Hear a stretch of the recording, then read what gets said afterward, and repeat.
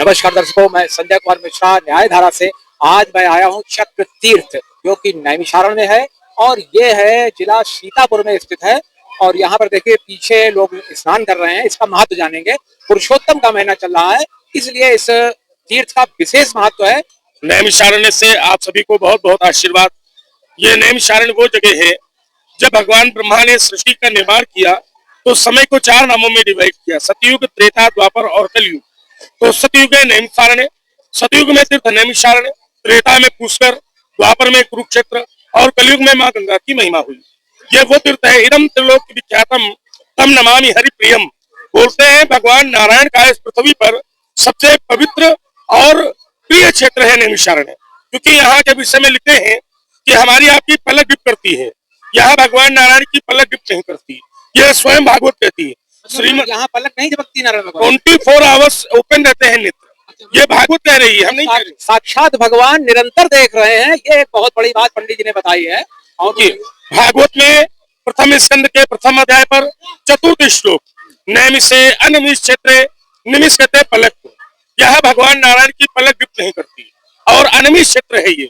ऋषिया सौन कादया, ये महर्षियों की बड़ी पवित्र भूमि मानी गई है, क्योंकि ऋषियों ने यहाँ लाखों वर्ष तक तपस्या किया। सत्यम स्वर्गाय लोकाय, जब यहाँ पर ऋषि तप कर रहे थे तो स्वर्ग से देवता भी आए और उन्होंने भी तप किया। सहस्त्र शमाश, सहस्त्र माने 1000 वर्ष तक यही पर ऋषियों ने यज्ञ किया। इसी में जब यज्ञ किया तो इसका धुआं आकाश में जा रहा था। वो चक्र की नेमी में जाकर के जब टच हुआ तो चक्र की शक्ति क्षीण हो गई। चक्र इस यज्ञ में गिरा और इतनी वेग से गिरा कि पृथ्वी के कई भाग टूट गए।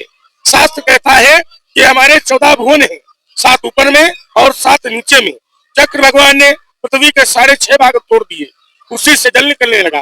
तब इसको देवी आदि पराशक्ति ने, जो यहाँ पर ललिता देवी के नाम से विद्यमान है, जिनका देवी भागवत में उल्लेख आता है, वाराणस्याम विशालाक्षी। जब आप बनारस जाते हैं तो वहां विशालाक्षी, प्रयाग है ललिता देवी, प्रयागराज में माँ सती का हृदय गिरा, नैमिषे च लिंग धारणी। यहाँ पर आदिशक्ति ने भगवान शिव को अपने हृदय में धारण कर अनंत कालों से तपस्या कर रही थी। माता प्रसन्न होकर के इसकी शिखा माने चोटी को 6.5 पाताल पर रोक दिया। आज भी वहीं से जलाता है।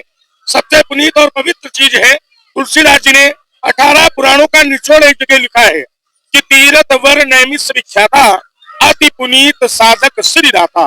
ये तीर्थों का वर है। जैसे हमारे तीर्थों के राजा प्रयाग है, तीर्थों का गुरु पुष्कर है, और ये तीर्थों का वर है। जैसे बाराती 1000 हो, हम बाराती नहीं देखते, देखते दूल्हे को। इसी प्रकार इस पृथ्वी के ऊपर जितने भी तीर्थ हैं, उनका ये दूल्हा है। वर कहते दूल्हे को। तीर्थ वर नैमिष विख्याता, अति पुनीत साधक श्रीदाता। यही जितने ये तीर्थ हैं वो सब बाराती हैं, ये दूल्हा ये दूल्हा। ये तो तुलसीदास जी ने स्वयं लिखा है बालकांड में। और इसके विषय में लिखते हैं कि स्कंद पुराण कहती है कि नैमिषारण्य वो जगह है कि जहाँ पर मानो कोई दान, कोई धर्म, कोई जप, कोई तप करे या न करे, लेकिन पैदल चले तो उसको भी लाभ होता है। स्कंद पुराण कहती है, गंगायाम योजन यज्ञ, गंगा जी के तट पर 1 योजन माने 12 किलोमीटर जब हम पैदल चलते हैं तब हमको एक अश्वमेध यज्ञ का पुण्य मिलता है। वाराणस्याम 4 योजन, वाराणसी में आधा योजन माने 6 किलोमीटर। कुरुक्षेत्र कोश में यज्ञ, कुरुक्षेत्र में 3 किलोमीटर। और इसके विषय में लिखते हैं, नैमिषे च पदे पदे, यहाँ जितने ही कदम आप पैदल चलते हो उतने ही यज्ञों का फल ये चक्र भगवान आपको देते हैं।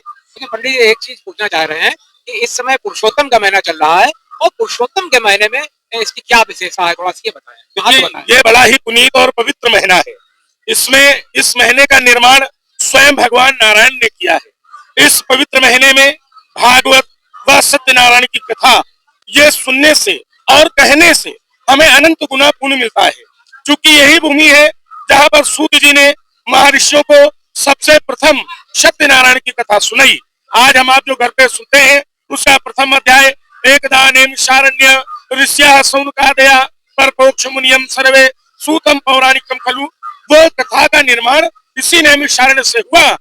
यह विष्णु सहस्त्र नाम श्रीमद् भागवत व सत्यनारायण का हमें पाठ व पूजन करने से लक्ष्य गुना पुण्य मिलता है, क्योंकि यह भगवान नारायण का अति प्रिय क्षेत्र है नैमिषारण्य।